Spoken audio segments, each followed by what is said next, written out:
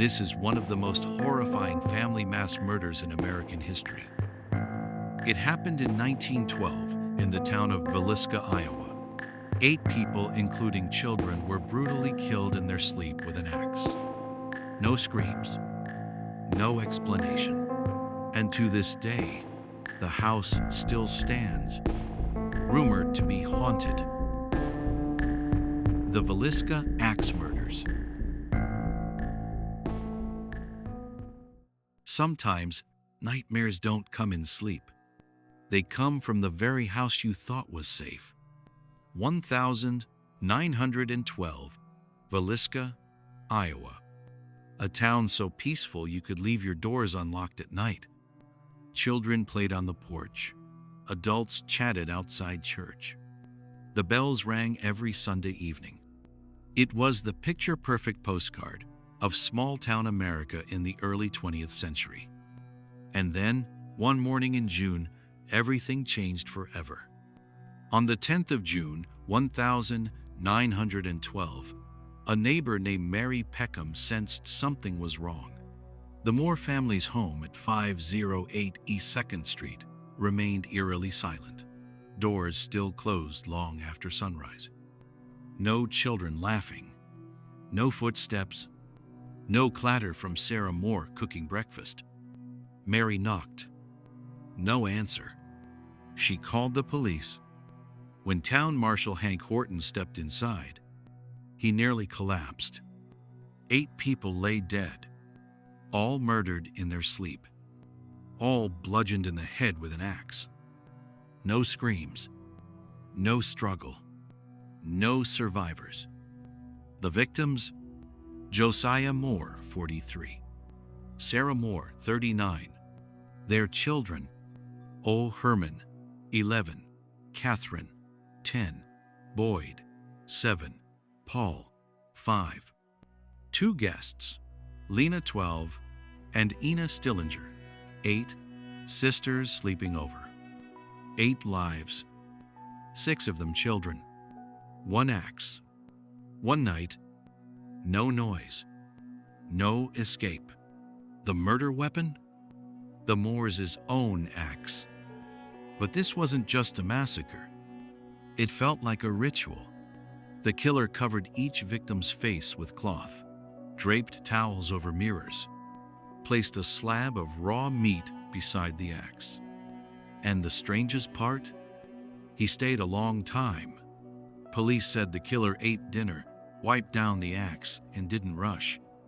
He turned off lights, blocked windows, stopped every clock in the house, as if trying to make time stand still. Then he vanished. No message, no prints, no arrests. The town of Villisca fell into crisis. Once a place of faith, now a place of locks and loaded guns. Parties were canceled. Church became a place of collective fear. Neighbors eyed each other with quiet suspicion, because the killer could be one of them. Sometimes, evil doesn't come from the darkness outside, but from the silence behind your own walls. If you had lived in Villisca in 1912, you would have known exactly what it felt like to live among familiar faces yet suspect every one of them. News of the murders spread like wildfire. Within hours, hundreds gathered outside 508 East 2nd Street, not to help, but to look. People who had never seen blood now stood in silence, staring into a house soaked in it. Papers from Des Moines, Chicago, even New York ran with screaming headlines. Axe slayer, butchers 8. Whole family found dead in sleep. Iowa town cursed by devil's axe. But this was 1912. There was no DNA, no surveillance cameras, no CSI. Small town officers were often just locals with jail keys. Villisca had never dealt with evil like this. That night, every door in town was bolted shut. People bought guns, slept in shifts, Some even slept in barns or sheds, too afraid to remain in their own homes. Everyone expected a second strike. Superstition flared. Some households removed every mirror, believing the killer had left a spirit trapped inside them. Entire families fled town that very night, selling their homes for next to nothing. Children were forbidden from going outside after 6 p.m., and strangest of all people stopped trusting each other. Because in a town of just a few thousand people, if the killer didn't come from outside, then maybe he was already here. Doctors back then didn't use words like anxiety disorder or PTSD, but what happened in Villisca was arguably one of America's first mass trauma events. People dreamed of blood, heard footsteps behind them when no one was there, told stories of a man in black seen staring through windows, only to vanish the moment anyone stepped outside. And then came the whispers. The killer was a preacher. He was a drifter who once begged outside the Moore house. He was possessed, he killed in a trance. This was a ritual, a cleansing in blood. No one knew what was true, but the fear was real. It choked the town like smoke. People prayed harder than ever, but prayer didn't erase the bloodstains. And one question still haunted every heart. If he killed 8 and vanished, who's next? When 8 people die in one night, you'd expect the crime scene to be sealed off immediately. But this was Villisca, 1912. There was no police tape, no fingerprint kits, and no one ever imagined something like this could happen here. When Marshal Hank Horton opened the door to the Moore house, he couldn't have known that just minutes later, dozens of townspeople would follow him in. Authorities lost control of the scene. Locals wandered in freely, touching bodies, handling objects, even wiping up blood. Some even took pieces of wood as souvenirs. The crime scene became a macabre circus, and with it, any critical clues may have been erased forever. The murder weapon, a bloody axe, was found in the laundry room, still sticky with blood and hair. It belonged to Josiah Moore. The killer didn't bring a weapon, he used what was already inside. Even stranger, all the clocks in the house had been stopped at midnight, as if time had been deliberately frozen. White cloths covered every mirror. A bowl of water beside the axe suggested the killer had washed his hands. In Lena Stillinger's room, her body was found in a different position than the others, suggesting she woke up and fought back. She was also the only victim showing possible signs of sexual assault. But whether it happened before or after death remains unclear. Early suspects: Frank F. Jones, a wealthy businessman and Josiah Moore's former employer. Rumors swirled that Josiah had stolen a major client from Frank, leading to bad blood. Some believed Frank hired a killer or orchestrated revenge.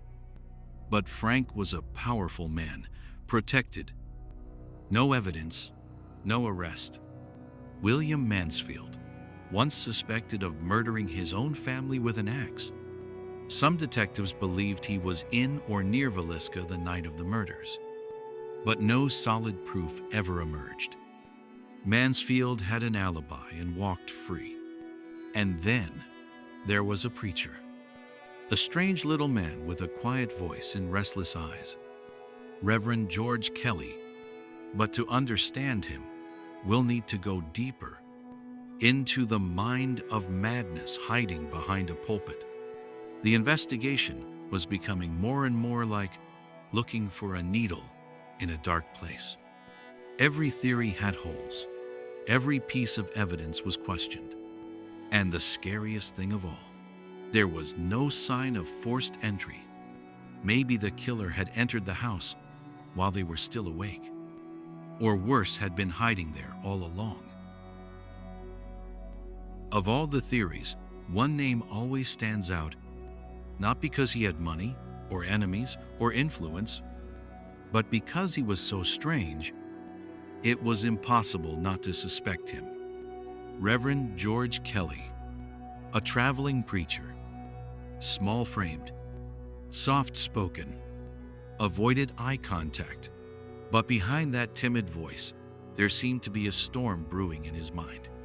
He was born in England, moved to the U.S., and spent years drifting between small towns across the Midwest. Kelly had a documented history of mental illness and had once been arrested for peeping into windows. He was known for his bizarre sermons, often centered on sin, death, and salvation through blood. But the most chilling detail? He was in Villisca the very night of the murders. And he had even preached at the very church service the Moore family attended before their deaths. A few weeks after the massacre, Kelly sent a strange letter to a private investigator.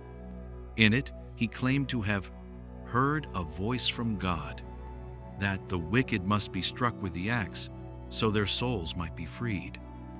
At first, no one paid attention.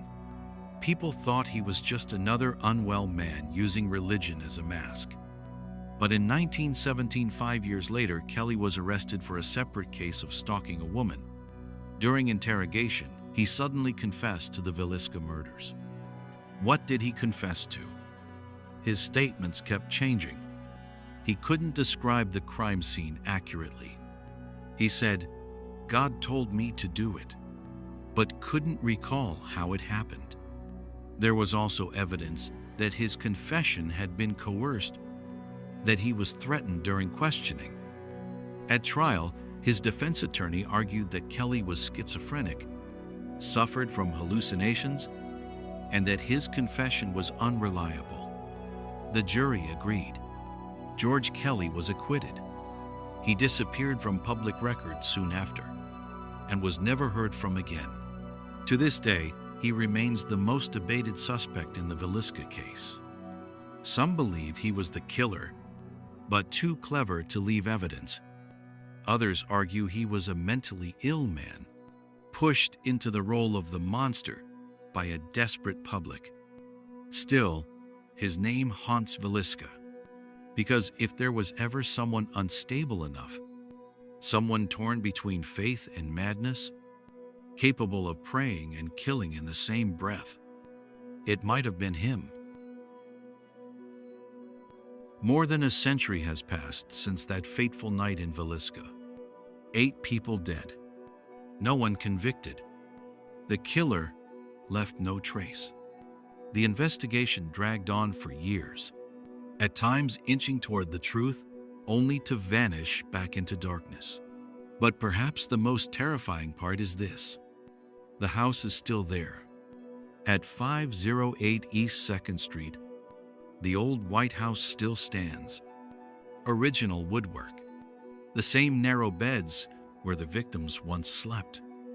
The same creaky floorboards. The same cold fireplace. Everything remains. Today, it's become a haunted attraction. You can rent it for the night, but only if you're willing to endure. Midnight knocking, phantom footsteps, and sometimes the soft sound of a child crying from the upstairs bedroom. Dozens have left before dawn. Some investigators have fainted in the children's room, claiming they awoke to a shadow sitting on their chest. And still, the questions remain. Why didn't anyone hear a thing? 8 people were murdered in a small wooden house, yet not one neighbor heard a scream. Why cover the mirrors? In some folklore, mirrors are portals for spirits, and covering them keeps souls from escaping. Why did the killer stay so long? He ate. He cleaned the axe. He stayed for hours, as if he were performing some kind of ritual. Why were there no signs of forced entry?